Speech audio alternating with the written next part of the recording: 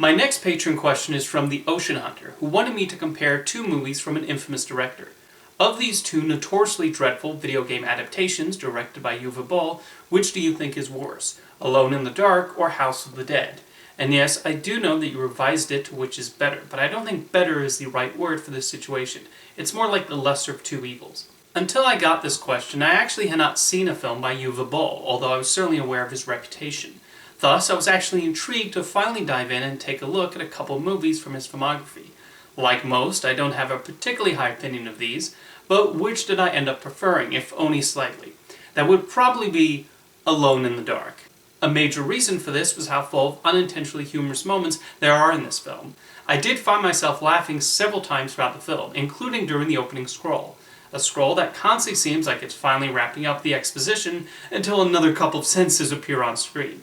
The other thing I found really funny was the action and stunt choreography. Whenever we launch into a chase or fight scene, the actors and stunt people directed to make the strangest movement when they jump, kick, and punch. Although not helping matters is the editing, which is all over the place.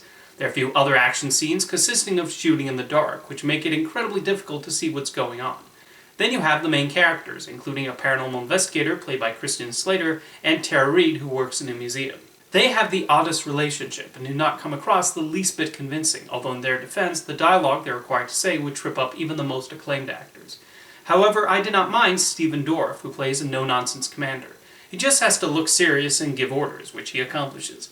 The monsters and villains they have to stop are all quite silly. The strangest are these brainwashed people who are kind of, but not really zombies, and they have the worst ways of attacking the heroes.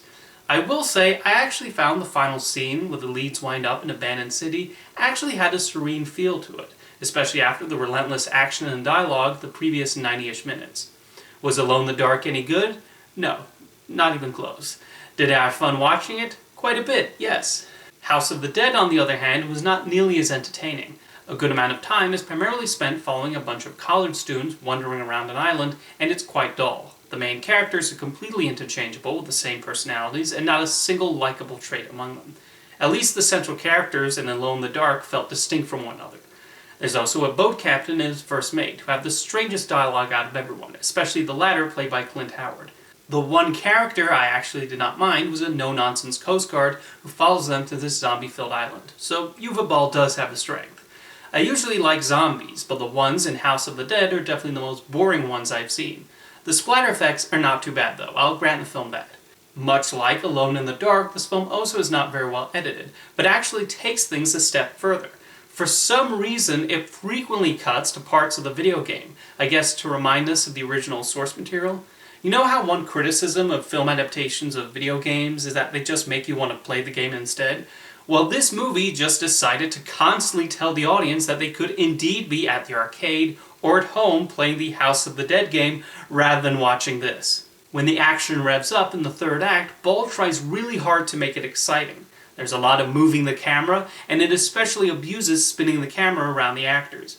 At one point, he actually stops the action sequence so a character can have a sped-up flashback of the action scene that's already taking place, in case we fell asleep and missed the last 5 minutes. The villain that is eventually revealed also comes across as extremely silly. The entire film feels like it was created to be aired at 2 a.m. on some cable channel that needed to fill a time slot. And yet, amazingly, this got a wide theatrical release. Anyway, if you've seen Alone in the Dark and House of the Dead, let me know in the comments which one you prefer, and thank you for your question, Ocean Hunter.